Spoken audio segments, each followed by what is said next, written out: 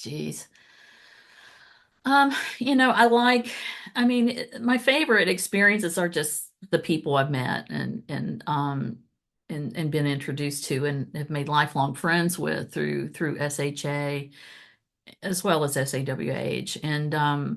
Um, I think that I've been fortunate to met some of the founding mother of, I would say, of Southern women's history, Ann Scott, at one of these conferences. I think the thing is like I can remember being a graduate student, going to this conference and meeting my history heroes and sheroes, the people whose books I was reading and that kind of thing. And so those are the experiences I think of. It's very generic. I mean, I do remember one um, meeting where I think Ed Ayer's book had just come out on the South, on the New South, and Ann Scott was one of the commenters, and she wasn't having it. And they kind of get into it.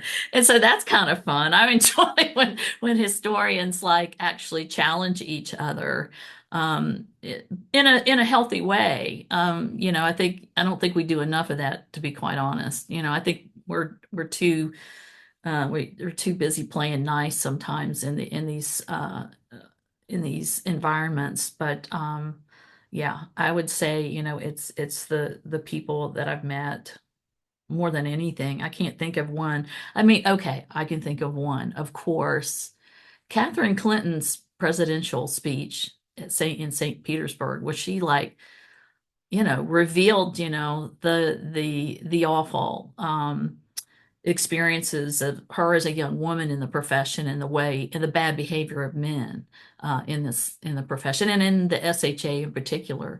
And certainly I've known that and have certainly learned stories around that. And that's another thing we don't talk about, but we should be talking about, and that is the bad behavior of men in this profession, and especially among Southern historians. I'm not going to name names, but I've had people come to me, to talk to me about these things. Women do talk about these things, and I would say,